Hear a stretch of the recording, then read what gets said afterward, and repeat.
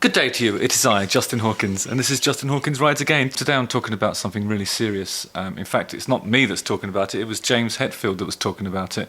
And when he says stuff, it's time to pay attention, because it's James Hetfield from Metallica. Justin Hawkins Rides Again. Soothing tones. Again. People are always asking about this. It is the Martin backpacker. It's ideal for when you're travelling light, as I often do. So it says here that James Hetfield made an emotional speech about something we're not supposed to talk about. Last week on August 13th, TMZ reported that Metallica frontman James Hetfield had filed for divorce from his wife after 30 years of marriage earlier this year. Oh my God. After 30 years of ups and downs, but always with a lot of love, I am extremely saddened that my marriage has come to this. The following day on August 14th, Metallica performed a show in Pittsburgh, Pennsylvania. And during that set, while performing their hit song, Fade to Black, James Hetfield took a moment from their set to speak to anyone who may be struggling personally with a very heartfelt message.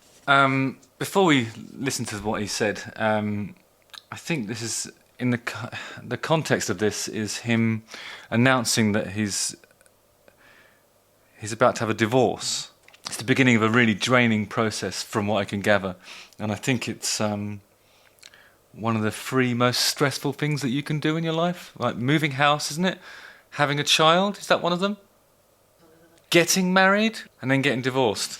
Are you feeling good right now? So when he says, are you feeling good right now? I mean, that could be mistaken for like just trying to get some energy up in the... I often say that. You guys feeling good? Having a good time?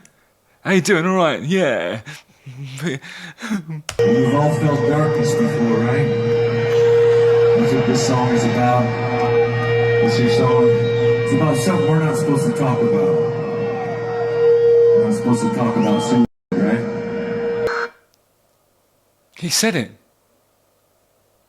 And then it got bleeped. The word that he stated there begins with S, ends in uicide, and you're not allowed to say it on YouTube because obviously it's upsetting. Do you think this is related to the divorce thing? Why is he saying it now? Because it's scary. It's really scary. Everyone here's been touched by it one way or another. He says, everybody here has been touched by it, meaning the word that we are not permitted to utter. And then somebody in the crowd goes, yeah! It's brilliant. Rock and roll's the best, isn't it? We all struggle. We all know what darkness is. We do all know what darkness is. All music comes from the darkness, not just the music of the darkness, but, you know, all the music. And if you are feeling like you need to take your own life... Wow. This is really powerful, isn't it? Because he's not just speaking in like those vague terms that you'd expect people to speak in, really. He's not saying, like, if you feel as though you need to reach out and, you know, if you ever need to talk to somebody, he's not saying that. He's literally saying, if you feel like killing yourself, don't do it. Please do not. Please wait. Please talk to somebody. Somebody loves you always. Wow. This is, in my view, this is classic James Hetfield. There is someone who will listen. And I love you. Oh, he's brilliant, isn't he? No matter what you've done. That same guy that was celebrating having been touched by darkness went, we love you! You are not alone. Wow. That's brilliant. I might have spoken about this before, but many years ago, The Darkness was on tour with Metallica, and James Hetfield took me to one side and gave me his number and offered some emotional support, actually, because he could see that I was burning the candle at both ends. and he was worried about me. He's lovely. So the fact that he's saying these things is particularly important because we must reflect on the passing of other male singers of note like Chris Cornell and Chester Bennington. This issue is particularly prevalent among middle-aged men. He's 59 years old, so he is in the age bracket that is considered most at risk. I really hope that this isn't like some sort of cry for help. If indeed it is, come to Switzerland, James. I'll look after you. The message that James is trying to put across is that you must wait and don't act on the impulse, just wait for it to pass. It's good advice, I think. So James Hetfield operates obviously in the metal sphere, and that's a genre, or a subgenre. No, it's a genre, isn't it? That often talks about aggression and sadness and despair and the darkness in general, not the band, but just the darkness, and it touches it all the time, as James Hetfield has said. But when he stops the show and says, people are sad and you've got to watch out for the S, should we call it the S word? The S word, then that's a moment of note because you can't actually talk about these things. So what are you supposed to do then if there isn't a support network there? You just got to listen to the metal and try not to allow those impulses.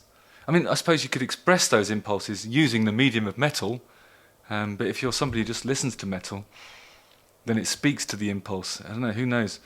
I think the most important message here is wait for it to pass, and then don't, just whatever you do, don't. It's that thing of, it's like addiction, isn't it? You just have to make sure you don't drink or do drugs. Or one idea is that if you do have like an impulse like that, rather than just white knuckling it and waiting for it to fade away, call somebody. Just make a phone call. The impulse will disperse if you talk to somebody about it, because maybe you'll feel. It's always different when you express something to another person, isn't it? Because then you have a slightly more objective take on the thing that you're saying or feeling, and in the act of saying it, you'll just see it differently, or it'll feel different, and it'll give you a chance at least. Maybe it would buy you some time, and maybe it will fade, and then hopefully you'll survive it. So call somebody. That's it, isn't it? Call somebody.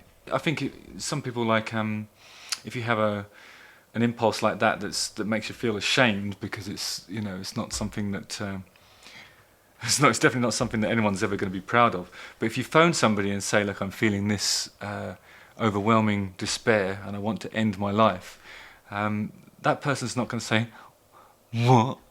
They're not going to laugh at you. They're not going to make you feel bad or it can't be possible to feel any worse anyway. So just make that phone call, and then they'll probably just turn around and say, well, I'm really glad you spoke to me, and you give them an opportunity to save your life, don't you? So just phone somebody. What about the Samaritans? You could call the Samaritans, couldn't you? Yeah, we're going to put there's going to be a phone number in the description for those of you that are feeling the abject sadness that James Hetfield is referring to there. It's brilliant that he's done that, actually, because I think a person in his position to open up about a thing like that at a time like this, it's just really impressive, isn't it? I love the way James Hetfield is standing there on his stage with his pointy guitar, being all vulnerable. It's actually really impressive, and I think it's going to help a lot of people. So well done, James. Awesome stuff. Justin Hawkins rides again.